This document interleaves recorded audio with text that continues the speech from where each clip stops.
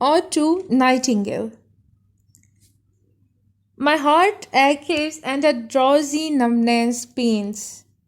Numbness कहा जाता है बेहिसी को, और ड्रॉजी कंडीशन वो होती है जिसको आप स्लीपी कंडीशन कहते हैं।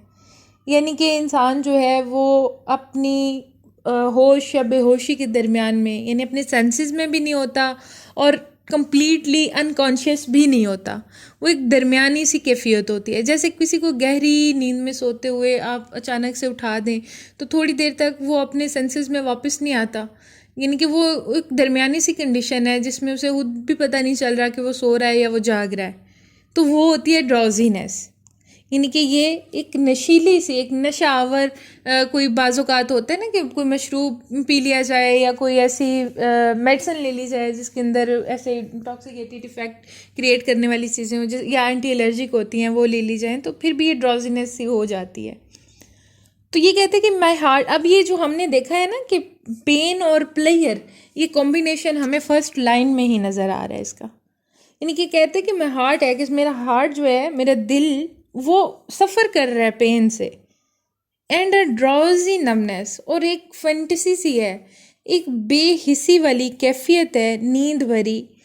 माई सेंस एज दो of hemlock I had drunk. Hemlock is a poisonous tree, और ये इतना पॉइजनस है कि इसको कहा जाता है कि उससे, उसके जूस से, यानी कि वो इतना फैटल होता है कि इंसान बिल्कुल इतना डल हो जाता है कि उसमें इतनी हिम्मत नहीं रह जाती कि वो उठ के कोई काम कर सके। मतलब एक नशा आवरी कैफियत जो है ना वो उस पर तारी हो जाती है। तो ये कहते हैं कि मुझे ऐसा लग रहा है कि मैंने हेमलॉक का जूस जैसे पिया होता है, तो इस तरह से मेरे ऊपर बेहिसी भी तारी है और मैं ड्रॉजीनेस भी फील कर रहा हूँ और मेरे दिल में दर्द भी है। और am tied like completely drunk कर लेना, पी लेना किसी चीज़ को। सम डल अपाई टू द ड्रेन्स। ड्रेन्स कहते हैं इनको, घूंट को। यानी कहता है कि ये जो ये लास्ट ड्रॉप तक उसको पी जाना। ओपाइट भी कहते हैं नशीली, नशावर चीज़ को, ख्वाब our.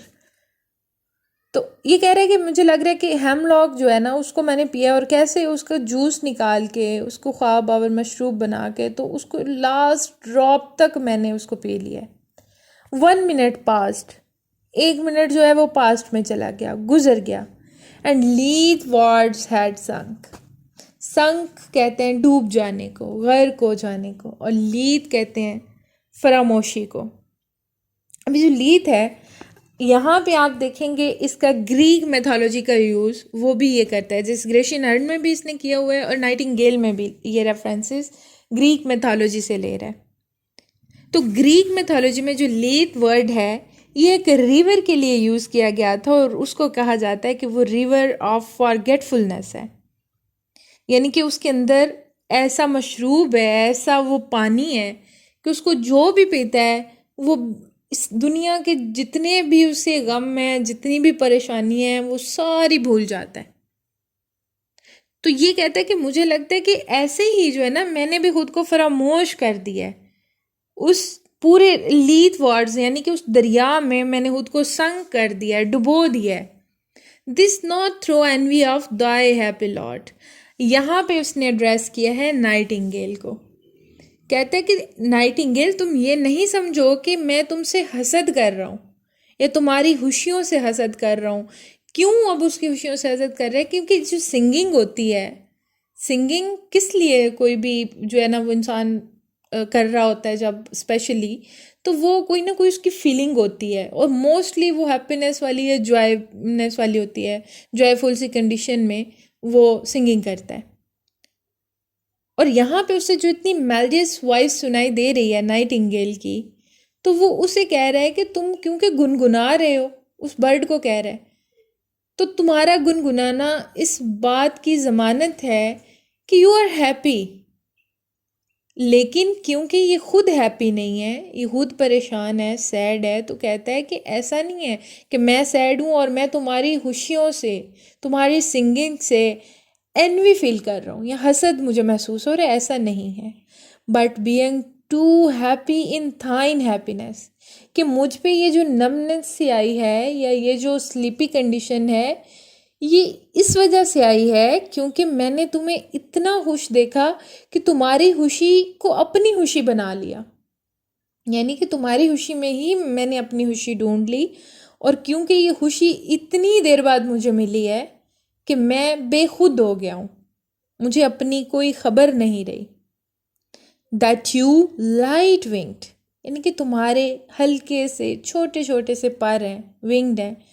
Dried of the trees, dried जो है ये वुड निम्फ को यानी जंगल की परी को कहा जाता है। जंगल की परी ये भी ग्रीक मैथोलॉजी में आपने यूज़ करना है कि ये इसने अगेन रेफरेंस जो है वो ग्रीक मैथोलॉजी से लिया, क्योंकि उसमें जो है ना वो ड्राइड नाम था, जंगल की मलका थी उनके ख्याल में, एक जो पूरे यानी कि सिर्फ एक जंगल नहीं, पूरी दुनिया में जितने भी फॉरेस्ट हैं वो सब की हुक्मरानी उसके पास है। In some melodious plot, melodious यानी कि बहुत ही खूबसूरत आवाज़, बहुत ही delicious singing of beechen tree green and shadows numberless sings of summer in full throatedness. Full throatedness यानी कि singing sweetly, very sweetly, in very happy voice, बहुत joyfulness के साथ। तो कहते हैं कि नाइटिंगेल, यहाँ पे भी उसकी ड्रेसिंग उसी ही है, बुलबुल की बात कर रहे हैं कि तुम इतने खूबसूरत, इतने मेलोडियस सॉन्ग्स जो हैं वो गुनगुनाते हो कि ऐसे महसूस होता है कि जो बिकिन ग्रीन यानी उस दरख्त की बात कर रहा है जो कि बड़ा सरसब्ज है, बहुत ग्रीनरीनेस वहाँ पे अब दिखा रहा है। एंड शेडो नंबरलेस, नंबरलेस यानी काउंटलेस, लातादाद। और समर का जिक्र इसने किया हुआ है यानी मौसम गर्मा है। और शेडो यानी कि उसमें साया, यानी कि बहुत ज़्यादा गर्मी हो तो जब कोई इस तरह के घने दरख्त की छाँव में आता है, और शेडो नंबरलेस यानी जिसका साया भी बहुत ही ज़्यादा, यानी कि नंबरलेस, काउंट ही नहीं किया जा सकता, उसमें इतनी ठंडक होती है। तो कहते हैं कि वहाँ पे आके तो जैसे इंसान को महसूस होता है ना, सुकून मिल जाता है, ऐसे ही तुम्हारी इस मेलोडियस सॉन्ग से मुझे सुकून मिल रहा है। और फिर यहाँ पे साथ ही उसने एक सीन भी क्रिएट किया हुआ है कि जो बर्ड्स हैं डिफरेंट, वो इसी तरह क्या करते हैं कि ये पूरा एक वो सीन दे रहा है पहले कि बिकिन ग्रीन यानी कि एक बड़ा सा दरख्त है और उस पे जो है वो आके समर का वो सीज़न दिखा रहा है, और फुल थ्रॉटेड यानी कि बर्ड्स आते हैं और वो इसी तरह खूबसूरत आवाज़ में सिंगिंग करना शुरू कर देते हैं, यानी कि उनकी ज़िंदगी में कोई भी परेशानी या कोई भी सफरिंग नहीं है जो कि आम इंसान आम हालात में महसूस करता है। तो ये इसका है फर्स्ट स्टैंजा। उसके बाद हम करेंगे second stanza. O for a drop of vintage. अब ये जो विंटेज की बात कर रहे हैं, विंटेज इज स्वीट वाइन, कह रहा है कि ये स्वीट वाइन का जो है ना वो एक घूंट वो मुझे मिल जाए, ये उसकी एक विश है, एक ख्वाहिश है जो वो बता रहा है। और वाइन से क्या होता है, उसका क्या इफ़ेक्ट होता है, यानी कि ये इसका एस्केप है एक्चुअली यहाँ पे, कि वो एस्केप चाहता है इस दुनिया से या इस दुनिया में मौजूद सारी उन प्रॉब्लम से जो वो फेस कर रहा है अपनी लाइफ में। तो कहते हैं कि मुझे विंटेज का एक घूंट मिल जाए, that had been cooled a long age in the deep delved earth. अब डीप डेल्व्ड अर्थ से मुराद ये है कि पहले वक्तों में या स्पेशली जो विंटेज या स्वीट वाइन बनाई जाती थी उसका तरीका ये होता था कि उसको दबा दिया जाता था किसी ठंडी जगह पे बहुत देर के लिए, यानी कि कई मंथ्स के लिए कह लें या कई वीक्स के लिए कम से कम जो है ना उसको किया जाता था, यानी उसका कोई ड्यूरेशन होता था जिसमें उसको कहा जाता था कि एक तो उसका असर ज़्यादा हो जाएगा, बाकी उसका टेस्ट अच्छा हो जाएगा, यानी उनका एक ट्रेडिशनल वे था इस ड्रिंक को तैयार करने का। तो डीप डेल्व से मुराद जब ज़मीन को खोदा जाता है, तो कहते हैं कि ज़मीन को खोद के और फिर वहाँ पे ठंडा करने के लिए जो ये वाइन रख दी जाती है, और फिर उसका असर भी बहुत ज़्यादा होता है इस तरह से रिवायती तरीके से जो तैयार की हुई शराब होती है। तो कहते हैं कि काश मुझे उसका एक घूंट मिले। Testing of flora and the country green. अब फ्लोरा जो है ये गॉडेस ऑफ स्प्रिंग को कहा जाता है, यानी बहार की मलका। Again he is using Greek mythology, यानी रेफरेंसेस जो है ना बार बार आप देखेंगे जो वो ले रहा है। तो कहते हैं कि जो फ्लोरा, ये जो स्प्रिंग सीजन की क्वीन है, निम्फ है, उसने जब भी अपने, यानी अब देखें जितनी भी ये बनाई जाती है ना ड्रिंक्स, स्पेशली ऐसी जो बड़े टॉक्सिकेटेड इफेक्ट क्रिएट करने वाली होती हैं, जैसे अब साइडर है यानी सेबों की शराब है, जिसका इसने प्रीवियस हॉर्ड में ज़िक्र किया, या वाइन का जिक्र किया जो अंगूरों से बनाई जाती है। तो वो कब ये सारी चीज़ें, जब ये सारे फल अपने जोबन पे होते हैं, स्प्रिंग सीजन में होते हैं, तब उनका रस निचोड़ा जाता है और उनको जो भी मखसूस उनका तरीका होता है उस तरीके से वो ड्रिंक तैयार किया जाता है, यानी अल्कोहलिक फॉर्म में उसको लेके आया जाता है। तो ये कह रहा है कि फ्लोरा, मतलब फ्लोरा जो है ना, जब स्प्रिंग सीजन होगा और वो अपने जोबन पे सारे फूल होंगे, सारे फल होंगे, तब क्या होता है कि ये, क्योंकि सारा तरीका जो है वो परफॉर्म किया जाता है और फिर ये अल्कोहल्स बनाई जाती हैं, एंड द काउंट्री ग्रीन, और हर तरफ हरियाली होती है, मतलब बहुत ही उसके जहन में एक खूबसूरत सा एरिया। यहाँ पे आपको सेंशियस इमेजरी नज़र आएगी, ये ग्रीनरी लैंड है जहाँ पे हर तरफ खूबसूरती है, फूल हैं, फल हैं।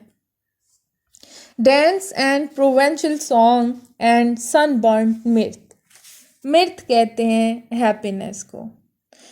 अब ये यहाँ पे जो कह रहा है, ये डांसिंग की, म्यूज़िक की, सारी जो बात कर रहा है, ये एक दोबारा से सीन दिखा रहा है कि जब स्प्रिंग होता है तो हर कोई खुश होता है, और स्प्रिंग में इतना, ऐसे ही जो लोग हैं ना, बाज़ औक़ात उनका मूड बिला वजह ही फ्रेश रहता है, या वो खुश रहते हैं खूबसूरती को देख के, इस कायनात को देख के, और हर चीज़ जो है वो एस्थेटिक प्लेयर की तरफ हर इंसान अट्रैक्ट होता है।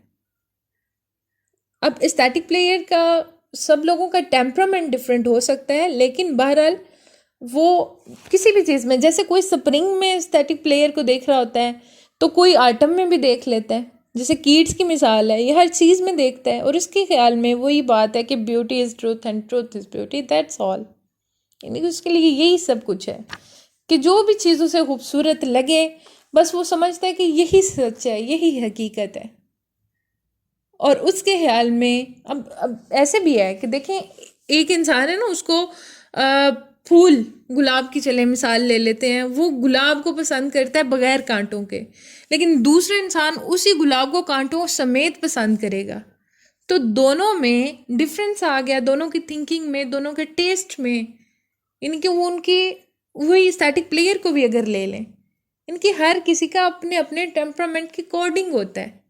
अब एक चीज़ अगर किसी इंसान को बुरी लग रही है तो वो ज़रूरी नहीं कि वो बाकियों को भी वो बुरी ही लगे, बल्कि हो सकता है दूसरों के लिए वो बहुत ही ज़्यादा अच्छी हो।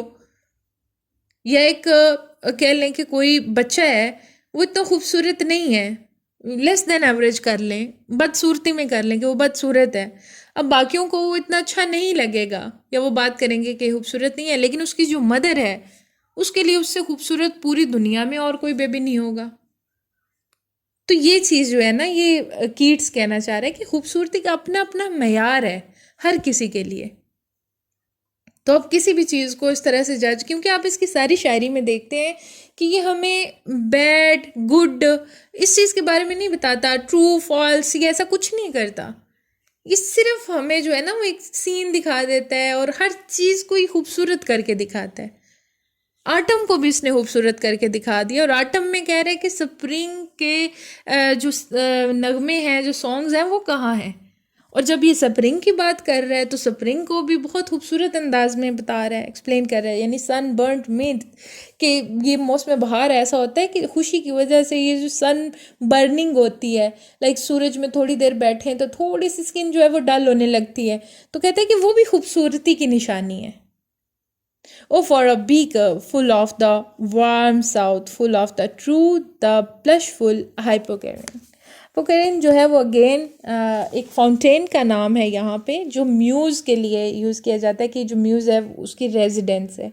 और म्यूज़ क्या है? म्यूज़ ये एक हेलिकॉन जो है ना, सॉरी, ग्रुप ऑफ गॉडेस है जो उस हेलिकॉन पे, यानी जिस हाइपोकेरिन की बात कर रहे हैं, वहाँ पे कहा जाता है कि इनकी रेजिडेंस है। और म्यूज़ को साथ ही साथ कहा जाता है कि सोर्स ऑफ इंस्पायरेशन है for all writers, specially for poets, यानी कि शायर जो हैं वो इससे इंस्पायरेशन गेन करते हैं। इस ये वजह कि जो पहले एपिक्स लिखी जाती थी, जो ग्रीक टाइम में लिखी गई, उनमें म्यूज़ का जिक्र मस्ट होता है।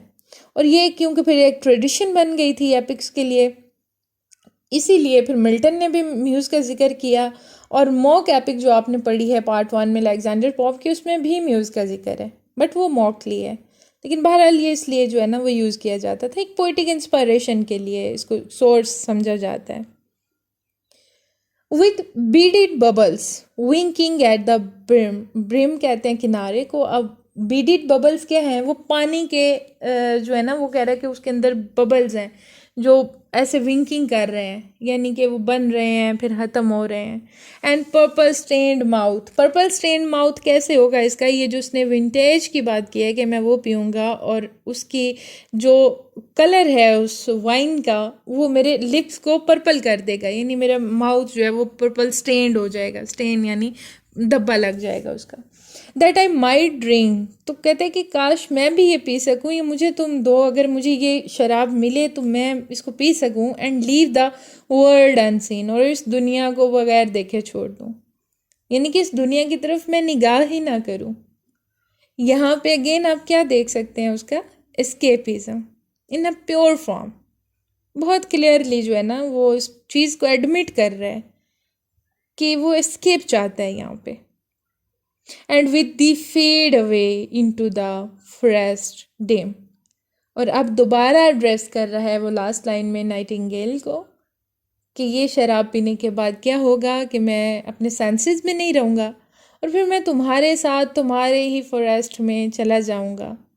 फेड अवे यानी तुम्हारे साथ उड़ जाऊँगा, तुम्हारी ही दुनिया में, तुम्हारे ही जंगलों में, जहाँ पे कोई मुझे परेशानी नहीं होगी, कोई टेंशन नहीं होगी। फिर है third stanza, fade far away dissolve and quite forget, कि अब इस जब वर्ल्ड ऑफ थिंकिंग में मैं चला जाऊंगा तो वहाँ पे डिजॉल्व यानी ख़त्म हो जाएंगे, घुल जाएंगे, एंड क्वाइट फॉरगेट, और मैं हर चीज़ भूल जाऊंगा। What you among the leaves has never known, the weariness, the fever, the fret. अब यहाँ पे इसके जो अंदर की परेशानी है, या जिसको कहते हैं ना अब तलखी सी है उसके अंदर, वो यहाँ पे आपको नज़र आएगी। और एक गिला करने वाला अंदाज है, कंप्लेनिंग टोन है इसकी। कहता है कि तुम जो इन लीव्स में रहते हो, यानी कि तुम जंगलों में उड़ती फिरते हो, नाइटिंगेल को कहता है कि तुम्हें क्या पता वेरीनेस क्या है। वेरीनेस कलरलेसनेस को कहते हैं, बेरंग को। द फीवर, ये जो बुखार होता है, यानी बीमारियों को अब यहाँ पे जिक्र कर रहा है। एंड द फ्रेट, फ्रेट कहते हैं एक किस्म का ये यानी इरिटेशन सी होना, इरिटेट होना हर चीज़ से। Here where men sit and hear each other groan, groan कहते हैं कॉम्प्लेंस को। कहते हैं हमारी जो दुनिया है उसमें क्या है कि आदमी एक दूसरे के पास बैठते हैं, कंप्लेंट्स करते रहते हैं, अपनी ज़िंदगी की परेशानियां बयान करते रहते हैं। वेयर पैल्जी शेक्स अ फ्यू, पैल्जी क्या है? पैल्जी एक बीमारी का नाम है जिसमें जो बॉडी पार्ट्स होते हैं वो बिल्कुल शल हो जाते हैं, यानी कि काम नहीं कर पाते, या ठीक तरह से जो इंसान है वो चल फिर नहीं पाता, या कोई ना कोई उसके बॉडी पार्ट जिस तरह से कह सकते हैं ना आपके पैरालाइज की एक कंडीशन है, पैरालिसिस की, तो ये उसी तरह से पैल्सी है। कहते हैं कि शेक्स अ फ्यू, यहाँ पे कुछ लोगों को जो है वो ये बीमारी उसका अटैक आया होता है। सैड, कुछ परेशान होते हैं। लास्ट ग्रे हेयर, कुछ जो है वो बूढ़े हो जाते हैं, यानी कि हर कोई अपने अपने प्रॉब्लम को लेके तो वो ग्रोन कर रहा होता है। वेर यूथ ग्रोज पेल, जहाँ पे जवानी जो है वो बुढ़ापे की तरफ चली जाती है। And spectre thin and dies, और फिर आहिस्ता आहिस्ता यानी वो जो भरपूर जवानी होती है, स्पेक्टर थिन, वो थिननेस में यानी जिस्म जो है वो सुकड़ता चला जाता है। एंड डाइज, और आखिरकार इंसान मर जाता है। ये आपने इसके इंट्रोडक्शन में पढ़ा था कि ये डेथ का थीम इसके ऑड्स में आपको ज़रूर मिलता है। तो यहाँ पे फिर आप जो है ना देख सकते हैं कि ये डेथ की बात क्लियर वे में करता है, इनकी एक रियलिटी के तौर पे। Where but to think is to be full of sorrow, ये भी इम्पॉर्टेंट स्टेंजा है, ये कर लीजिएगा। कहते हैं कि ये जो दुनिया है यहाँ पे और क्या है सिवाय गम के, सिवाय दुख के। एंड लेडन आर डिस्पेयर्स, और जो आँखें हैं, बेरंग आँखें, वो मायूसी में घिरी रहती हैं. Where beauty cannot keep her lustrous eyes, lustrous like glowing. कहते हैं कि यहाँ पे खूबसूरती जो है वो हमेशा के लिए अपने जौबन पे नहीं रह सकती. Our new love pine at them beyond tomorrow. Pine कहते हैं वेस्ट हो जाना, जैसे सूखना, सड़ना, ख़त्म हो जाना. कहते हैं कि फिर जो है ना, आज वो जो मोहब्बत नहीं है, कल आएगा तो वो डिस्ट्रक्शन में चली जाएगी, वो ख़त्म हो जाएगी. तो ये जो इसका थर्ड स्टैंजा है, इसमें आपको एक ये डेथ हॉन्टेड स्टैंजा इसका आप इसे बोलेंगे, और कंप्लेनिंग टोन के साथ ही साथ अपनी सफरिंग्स या इस दुनिया की जो है ना प्रॉब्लम्स और सफरिंग्स, उनकी कंप्लेन कर रहा है यहाँ पे. नेक्स्ट स्टैंजा में कहता है away away for I will fly to thee. कहता है, अब ये रियल वर्ड को जो है ना वो कह रहा है कि अवे अवे, ये भी इम्पॉर्टेंट है, इसको भी पॉइंट नोट कर लीजिएगा. तो ये इसको अवे यानी कि दूर रखना चाहता है. I will fly to thee, nightingale को कहता है कि मैं तो तुम्हारे साथ जाऊंगा, और रियल वर्ल्ड को वो कह रहा है कि अवे अवे कि तुम दूर हो जाओ, तुम चले जाओ यहाँ से. मतलब मुझे इस रियल वर्ल्ड में नहीं रहना, मुझे इस नाइटिंगेल के साथ फ्लाई करना है. Nurtured by Bacchus and his pards. Pards कहते हैं पैंथर्स को. अब बेगर्स क्या है, ये इसने अगेन गॉड ऑफ वाइन का जिक्र किया है. गॉड ऑफ वाइन जो कि अपने साथ उसके लिपर्ड्स होते थे, और वो उन पे सवारी किया करता था, यानी वो उसकी शॉरेट, उसकी बग्गी को खींचा करते थे. हॉर्सेस की बजाय वो लिपर्ड्स जो है ना वो खींचते थे उसको. तो कहते हैं कि ये जो गॉड ऑफ वाइन है उसको, तो क्योंकि उसके पास उसके अपने पैंथर्स थे जो उसकी बग्गी खींचते थे, लेकिन मुझे उस बग्गी पे नहीं जाना. But on the viewless wings of poesy, poesy poetry, और व्यूलेस विंग्स किसको कह रहा है? He meant invisible wings of poetic imagination. कहते हैं कि मैं तो अपनी पोइट्री है मेरी, इसके ही परों पे सवार होके, यानी अपने तख़य्युल के ज़ोर पे जो है ना वो मैं जाऊंगा, ये पूरा जर्नी जो है उसको तय करूंगा.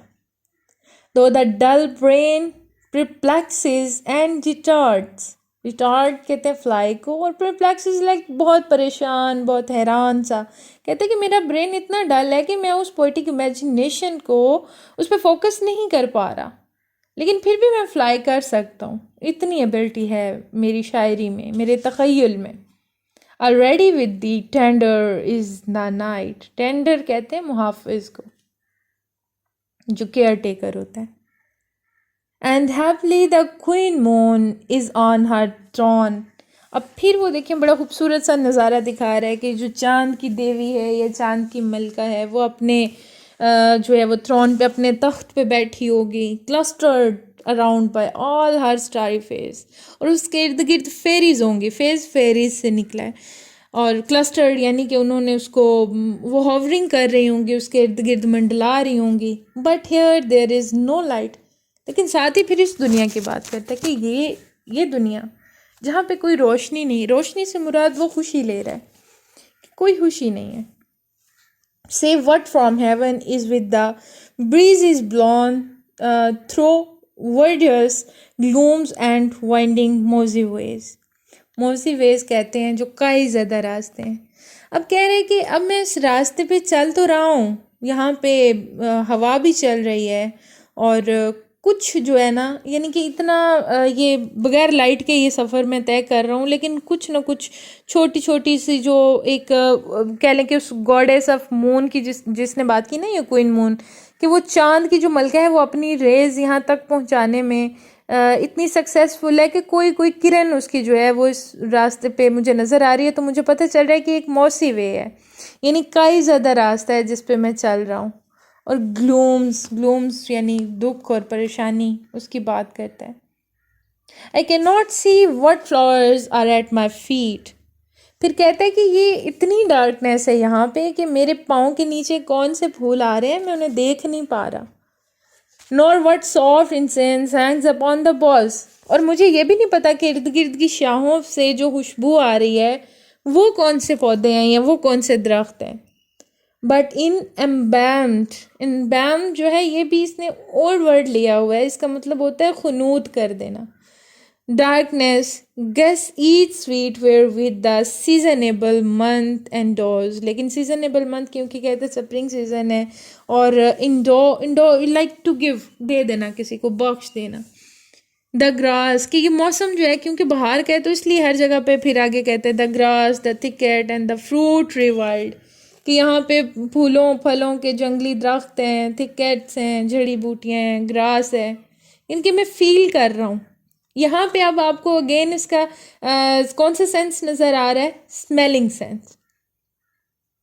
वाइट हैथरॉन सुर्ख फूलों वाली झाड़ी, एंड द पैस्ट्रॉल एग्लेंटाइन फ्लावर होता है, और पैस्ट्रॉल ये जंगली फूल होता है। यानी कि वो कह रहे हैं कि मैं इनको स्मेल करके ही जो है ना मैं बता सकता हूँ कि ये कौन कौन से फूल हैं, कौन कौन सी जड़ी बूटियाँ हैं। फास्ट फेडिंग वायलेट्स भी जो हैं ये फूल हैं, फास्ट फेडिंग जो जल्दी मुरझा जाते हैं, यानी हाथ लगाएं तो थोड़ी देर बाद ये मुरझा जाते हैं।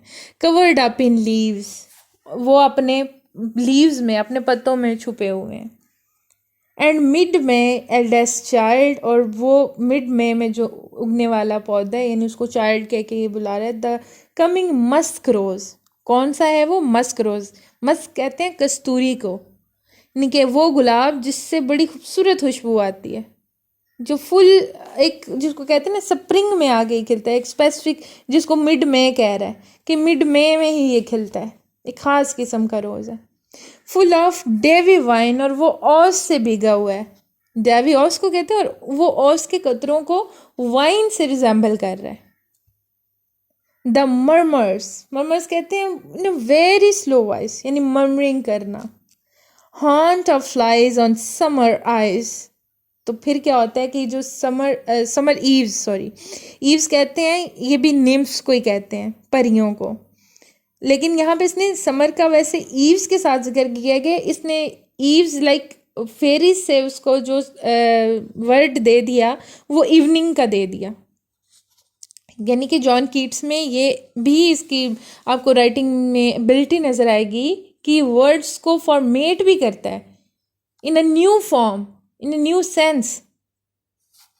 ठीक है, यहाँ पे ईव्स को इसने इवनिंग के मानों में लिया हुआ है कि समर की जो इवनिंग्स होती हैं, जो शामें होती हैं, तो यहाँ पे फिर ऐसा जब मौसम होता है, ऐसी खूबसूरती होती है, तो हॉन्टिंग होती है फ्लाइज़ की, यानी बीज जो हैं वो यहाँ पे आती हैं, स्मॉल इंसेक्ट जो हैं वो इसकी खुशबू से अट्रैक्ट होकर इन फूलों से, तो वो यहाँ पे इकट्ठे होने लग जाते हैं।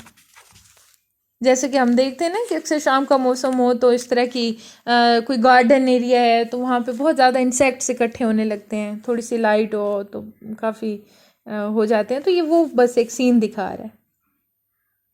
तो थीम ऑफ रियलिटी वो भी आपने इसमें ऐड करना है। उसके बाद कहते हैं कि डार्कलिंग आ लिसन, डार्कलिंग यानी इंसर्कल्ड बाय डार्कनेस, फुल अंधेरे में घिरा हुआ, कहता है कि मैं आई लिसन, मैं सुनता हूँ। And for many a time I have been half in love with easeful death.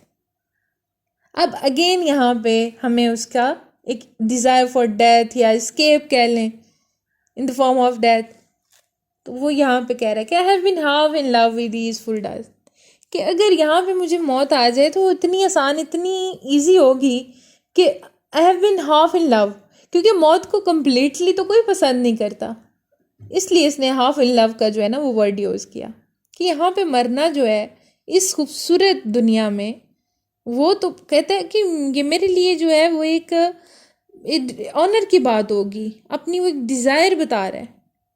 Called him soft names in many a mused rhyme, तो कहता है कि जितनी भी पोइट्री की गई है अक्सर शायरों ने ऐसे ख्वाहिश की है कि वो ऐसे माहौल में अपनी जान दे दें, और अगर ऐसे मौसम में या ऐसे माहौल में वो मरना चाहते हैं तो उसने मौत को मौत नहीं, उन्होंने मौत का बड़ा खूबसूरत नाम रख दिया है यानी कि डिफरेंट नामों से उन्होंने पुकारा है। To take into the air my quiet breath, तो मेरा सांस जो है वो खामोशी से इस हवा में, इस आबो हवा में छीन लिया जाए या ले लिया जाए। Now more than ever seems it rich to die, क्योंकि यहाँ पे मरने से ज़्यादा और बड़ी बात क्या होगी इस जगह पे मरने से। To cease upon the midnight with no pain, क्या आधी रात को बगैर किसी तकलीफ के, क्योंकि ये फॉरगेटफुलनेस है ना सारी उसकी यहाँ पे, वो भूला हुआ है हर दुख को, हर मिजरी को।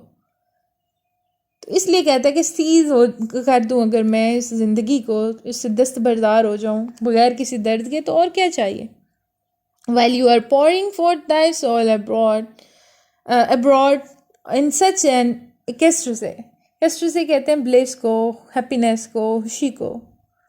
Still words you sing, and I have ears in vain, to thy high requiem become a sort. अब वो दोबारा एड्रेस करने लगा है नाइटिंगेल को। कहते हैं कि तुम अपनी सिंगिंग जारी रखो, क्योंकि तुम्हारी सिंगिंग जो है वो हमेशा जारी रहेगी, लेकिन मैं इसको सुनने के लिए हमेशा जिंदा नहीं रहूँगा। अब वो इंसान की बात कर रहा है कि देखिए कुदरती चीज़ें या कुदरत जो है वो हमेशा मौजूद रहती है। ये बर्ड्स वैसे ही रहते हैं, उनकी जगह नए आ जाते हैं, ठीक है, पहाड़ हैं वो अपनी जगह पे हैं, मतलब हर चीज़। इंसान जो है ना वो चला जाता है और वो दोबारा वापस नहीं आता। तो वो इस सेंस में ले रहा है, कह रहे हैं कि बुलबुल तो हमेशा यहाँ पे रहेंगे, यानी कि ठीक है कि डेथ हो गई, लेकिन ये अपने देखने में, अपने बोलने में उनकी सिमिट्री ऐसी है कि वो अगर कोई चेंज बर्ड हो जाए तो इतना फील नहीं होता। मतलब वो एक कुदरती चीज़ है, तो वो ऐसे ही लगता है कि ठीक है ये जो है ना ये मुसलसल रहने वाली है। लेकिन जो इंसान है वो एक दफ़ा जब जाता है तो वो दोबारा कभी भी वापस तो नहीं आ सकता, यानी कि मौत आ गई तो बस उससे जाना है। कभी भी वो ऐसा नहीं हो सकता कि वो दोबारा इस दुनिया में वापस आए या उस जैसा ही कोई और इंसान आए, because human beings are bound to die, इंसानों को तो मरना ही है। तो इसलिए यहाँ पे जो है ना वो उसकी तारीफ भी कर रहा है, कहते हैं कि मैंने तो मर जाना है लेकिन तुम हमेशा ज़िंदा रहोगे और ये दुनिया जो है वो तुम्हारी खूबसूरत आवाज़ सुनती रहेगी। You was not born for death, ये भी इम्पोर्टेंट स्टेंस है, इसको भी पॉइंट आउट कर लेना आपने। कहते हैं कि तुम मरने के लिए नहीं बने हो। इमॉर्टल बर्ड, इमॉर्टल यानी जो कभी ख़त्म नहीं होने वाला, इमॉर्टल लाफानी, कि तुम्हें तो कभी मौत नहीं आएगी, तुम तो लाफानी हो। नो हंग्री जनरेशन ट्रीट दी डाउन, ट्रीट करना रौन देना, कि तुम्हें कोई नहीं रौन सकता। The voice I heard this passing night was heard in ancient days by emperor and clown.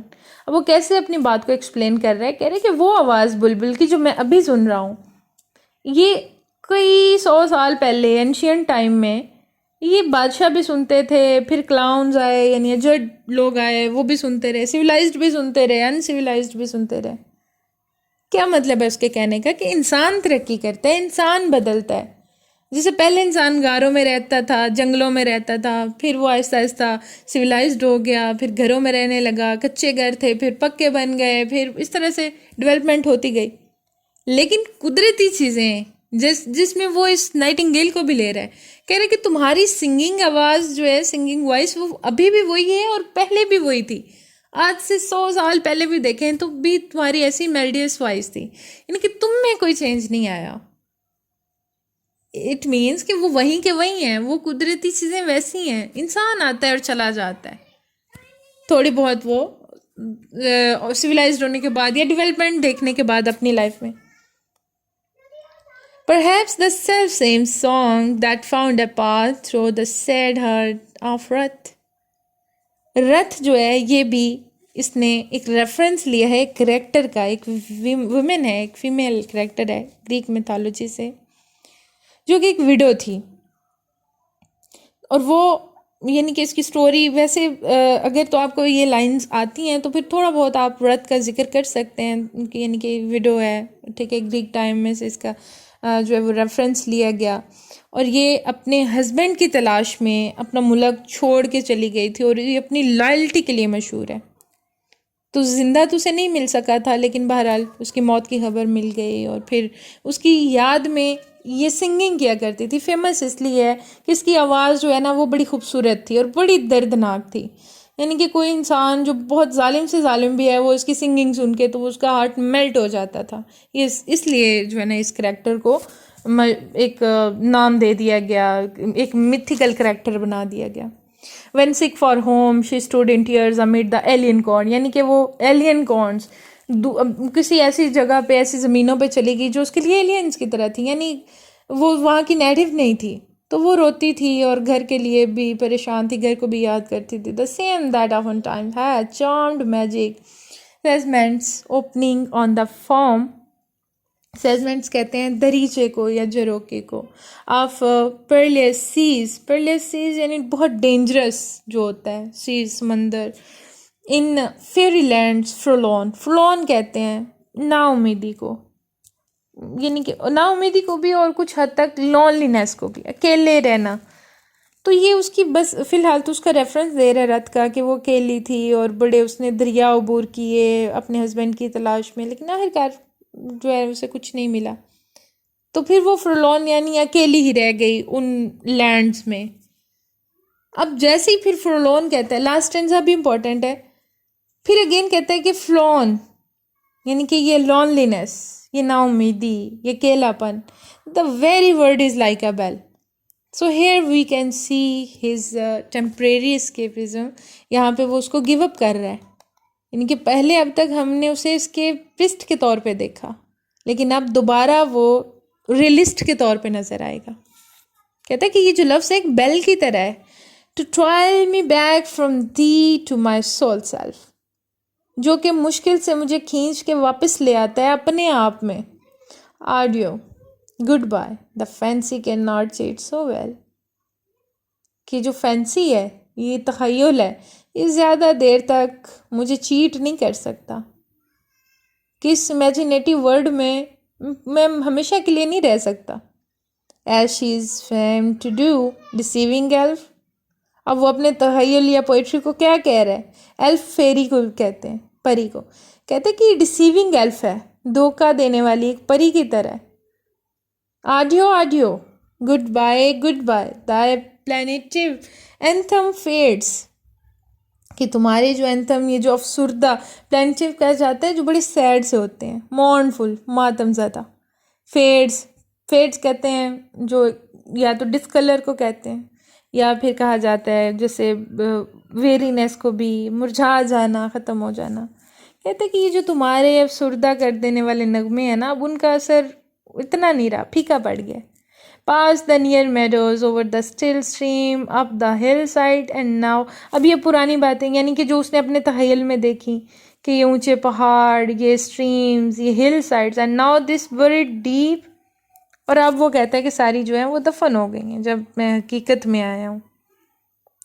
In the next valley glades was it a vision or a waking dream. तो कह रहे कि अब मैं ये सोच रहा हूँ कि ये पूरा जर्नी जो मैंने देखा, ये मेरा एक विजन था, एक ख्याल था, ये मैं ख्वाब देख रहा था, या हकीकत में मैंने ये नज़ारा देखा।